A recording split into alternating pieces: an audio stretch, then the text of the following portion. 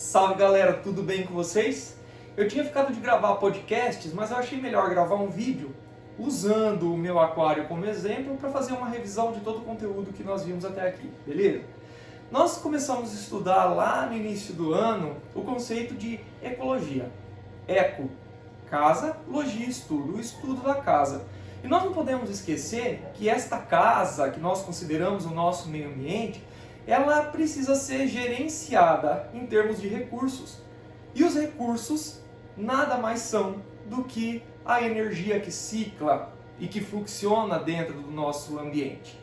Por isso que existe um outro conceito que nós trabalhamos, que é o conceito de economia. Eco, casa, nomia, gestão, o gerenciamento desta casa. E esse gerenciamento todo, essa gestão de recursos, ela se dá justamente por conta da energia. Quando essa energia flui dentro de um ecossistema, ela passa por momentos de transformações. Então o que eu tenho aqui atrás de mim nada mais é do que um ecossistema artificial onde eu reproduzo o fluxo energético, os níveis tróficos, para que todos os habitantes que aqui dentro do aquário estão sobrevivam em equilíbrio. Então eu uso o conceito ecológico e econômico para que isso aconteça. Nós temos que lembrar que o fluxo energético ele ocorre através dos tipos de energia. E energia, segundo o conceito que nós estudamos, ela não pode ser destruída, ela não pode ser criada, ela simplesmente é transformada. Isso significa que o principal fator produtor ou incentivador energético do nosso planeta e do ambiente é o Sol, é a luz. Nesse caso aqui, para que o aquário funcione como um ecossistema, é necessário que ele tenha um gestor de luz, algo que propicie luz para ele. Essa luz, ela entra na estrutura, no próprio aquário. Alguém fez cocô, agora acabou de fazer cocô. E isso para nós é importante, que é ciclagem de nutrientes, é retroalimentação, aquilo que nós vamos falar daqui a pouco. Enfim, que essa luz seja aproveitada por organismos fotossintetizantes aqui, que serão comidos pelos outros organismos, fazendo com que a energia flua, ok? Então nós temos alguns conceitos energéticos. O conceito de energia luminosa, o conceito de energia potencial química, energia potencial gravitacional, energia potencial elástica. Nós temos a energia cinética, a energia mecânica, a energia térmica, a energia sonora, a energia luminosa, a energia nuclear, enfim, uma série de energias. Nós também só conseguimos medir a energia a partir do momento que eu tenho uma conversão, que uma modalidade energética é trocada por outra modalidade. Por exemplo, a energia elétrica é transformada em energia luminosa. No momento da transformação eu tenho condição de medir isso lá no meu medidor de eletricidade, ok? Para que a minha energia funcione ou faça o meu ecossistema funcionar, é necessário que ela obedeça duas leis, que são as leis da termodinâmica. A primeira lei da termodinâmica é a lei da conservação de energia. Toda energia que começa a fluir no ecossistema, ela tende a chegar no final do fluxo com a mesma quantidade e a mesma qualidade. No entanto, em se tratando de fluxo energético dentro do ecossistema, a gente sabe que não é bem assim. Olha o que acontece aqui. Aqui, a energia luminosa que é colocada dentro do meu sistema, ela não é transformada, ela não chega ao final dos peixes que vocês estão vendo aqui. Eu tenho que adicionar alguns outros fatores para que isso aconteça. Eu tenho que adicionar ração, eu tenho que adicionar nutrientes para os corais, eu tenho que adicionar uma série de outros fatores para que o equilíbrio aconteça dentro desse meu ecossistema. Isso porque uma parte dessa energia ela é perdida. Ela é perdida em fontes que eu não aproveito. Onde a minha segunda lei da termodinâmica entra. Na minha segunda lei da termodinâmica eu tenho a entropia, ou a baderna. é onde eu tenho alguns eixos energéticos, algumas modalidades de energéticas que serão não aproveitadas e serão descartadas do ambiente, como por exemplo, o som, o calor, aquelas modalidades que eu não aproveito. Nesse sentido, eu então consigo entender que a energia, ela entra no meu sistema, ela é transformada, uma parte dela é perdida e tudo isso no final faz com que o meu ecossistema funcione.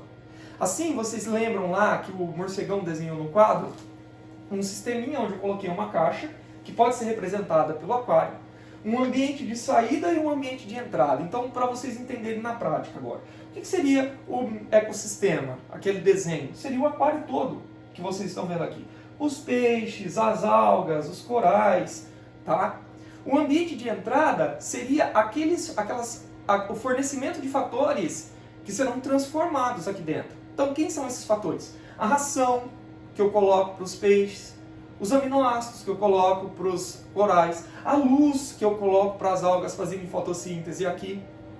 Entram todo na forma de energia luminosa, de energia potencial química, quando eu coloco a ração, aminoácido, potencial química, e aqui dentro, esta energia, ela se modifica. Como assim ela se modifica? Essa energia, de energia potencial química, ela passa a ser energia cinética, olha o peixe se movimentando, nadando. Ela passa a ser uma energia predatória quando ele vai lá e preda um outro animal ali dentro. E por fim, o ambiente de saída, que é quando o peixinho faz a excreção, por exemplo. E que o filtro lá atrás retira para mim. Só que uma parte dessa excreção que o peixe faz, fica aqui dentro. Lembra do fator de retroalimentação? Quando aquela ciclagem, aquele nutriente é de novo reaproveitado aqui dentro do sistema? Pois bem, é isso que acontece. Beleza?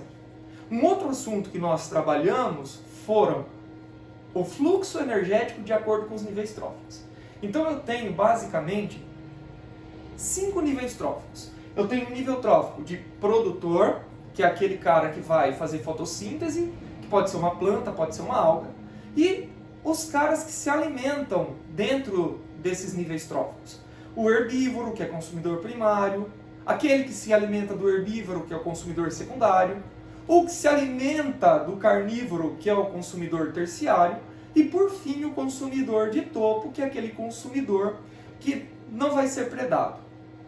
Então nós temos um caminho, onde a energia não volta mais atrás. Ela começa do produtor, que é o vegetal, que é a alga, no caso do aquário aqui, onde você vai ter a transformação da energia luminosa em energia potencial química. O herbívoro que vai comer ela, que a gente vai chamar de C1. Quem come o C1, nós chamaremos de C2. Quem come o C2, nós chamaremos de C3. E quem come o C3, nós chamaremos de C4. Isso são níveis tróficos que organizadamente, a princípio, nós também podemos chamar de cadeia alimentar. Esse princípio de fluxo energético faz com que nós lembramos que quem está mais próximo do produtor tem maior quantidade de energia. Quem está lá perto da alga, quem é herbívoro, tem maior quantidade de energia disponível. Quantidade, não qualidade. Por quê? Porque conforme essa energia vai caminhando no fluxo, a quantidade vai sendo reduzida e aumenta-se a qualidade, porque os eventos químicos metabólicos irão acontecer. Ok? Nesses 5 níveis tróficos, nós temos um outro, que é o nível trófico de decompositor, que é aquele que vai ser responsável por devolver alguns fatores químicos para dentro do meu sistema ecológico. Né? Então, os fungos, as bactérias que farão a degradação quando um organismo morre, eles vão devolver para a gente alguns fatores. Então, serve como retroalimentação. Ok? Falei um pouquinho sobre cadeia alimentar em níveis tróficos, e só para vocês lembrarem um pouco da teia.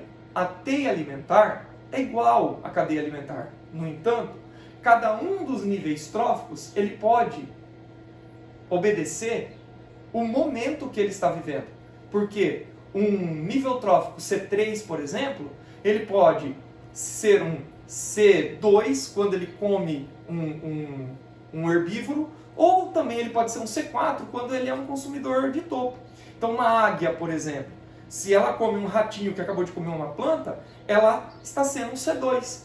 Mas se ela come uma serpente que comeu um monte de animais antes, ela é um C4.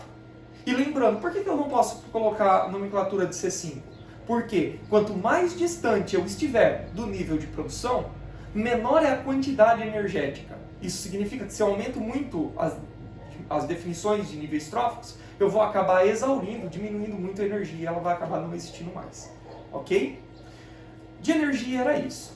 Uma vez que nós falamos de energia de ecossistema, nós temos que pensar que quem vive no ecossistema são os organismos que também podem formar colônias, formar convivência.